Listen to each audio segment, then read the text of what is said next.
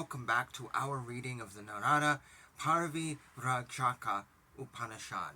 Today we're going to be doing part 3, and it's rather long. Actually, it's 91 verses, so I've decided we're only going to do the first 50.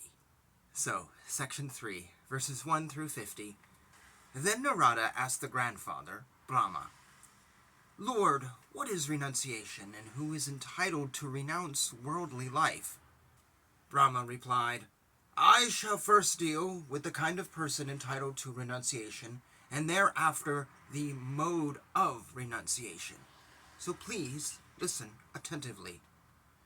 These persons do not deserve to renounce worldly life. A eunuch, one fallen from right conduct, a deformed person, a woman, the deaf, a child, the dumb, a heretic, an emperor, a religious student, a Vaikhanasa anchorite, a hired teacher, a man without prejudice, and one who does not maintain the sacred fire. Even though all these are possessed of dispassion, even if they adopt the life of renunciation, they have no right to receive instruction in the great Vedic texts. One who is already an ascetic has the right to become the highest kind of ascetic. He who brings about protection from fear to others from him, as he gets himself that protection from fear from others, is declared in law books as a mendicant monk. A eunuch, a deformed person, the blind, a boy, one guilty of crime, one fallen from right conduct, one always at the gate of another seeking help, an emperor, a religious student, a heretic, one without prejudice, one who does not maintain the sacred fire, one who has twice or thrice renounced worldly life previously, and a hired teacher. These persons do not deserve to embrace renunciation, excepting the afflicted in emergency just before death." Now, how is renunciation at the time of dire affliction approved by the esteemed Aryas? The time, just prior to the departure of the vital breath from the body, is called the sorely afflicted time, and not any other. This occasion of emergency leads to the path of liberation by recourse to renunciation with the prescribed Prisa mantras. Even in renunciation by the sorely afflicted, a wise man shall renounce the world only in the prescribed manner by uttering the mantras laid down for it and having repeated the mantras. Even in the kind of renunciation adopted by the greatly afflicted, there is nowhere any difference in the mantras. There is no mantra uttered without a religious activity, and a religious activity has an eye on a mantra. An act without a mantra is no religious act, hence one shall not give up the mantra.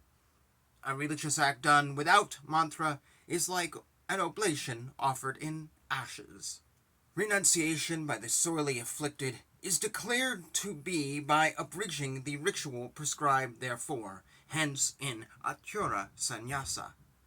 There is the mode of repeating mantras without ritual. If an Ahitagni householder gets disillusioned with the world while away in another province, he shall complete the Prapatya sacrifice in a reservoir of waters, and then renounce worldly life. A wise man shall renounce the world after completing the prerequisite recital of mantras, either mentally or by repeating the mantras in the prescribed manner during the Prajapatya sacrifice, or offer oblation in waters, or by performing rituals in the manner prescribed in the Veda. Otherwise he will be heading to degradation.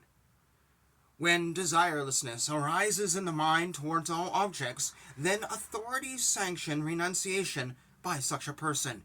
Contrariwise, he shall fall from virtue. A wise man, when disillusioned with the world, may become a mendicant monk. When a person has attachments, he shall reside in his house. That degraded Brahmana who turns ascetic when he has attachments indeed goes to hell. That Brahmana, in the stage of a disciplined celibate student, may take to renunciation without getting married, whose tongue, genitals, stomach, and hands are well guarded. Seeing worldly life as completely devoid of substance and with a desire to realize the essence of all, they renounce the world without getting married, being imbued with great dispassion. All non-spiritual activity is characterized by the play of an active part in worldly affairs. True knowledge is the characteristic of renunciation, hence placing in front wisdom. An intelligent man will renounce the world. When a person realizes that the Supreme Self is the eternal Brahman alone, he shall, taking up the single emblematic staff, give up the tuft of hair along with the sacred thread. He who is attached to the Supreme Self is detached from things other than that. Freed from all desires, it behooves on his part to eat food given as alms.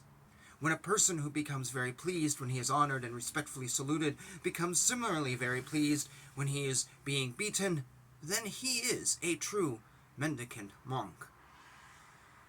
I am the indestructible non-dual Brahman alone, called Vasudeva. He whose firm attitude is thus established becomes a true mendicant monk. He is in the stage leading to final beatitude, in whom are found peace, quiescence, purity, truth, contentment, straightforwardness, absence of any possession, and false airs.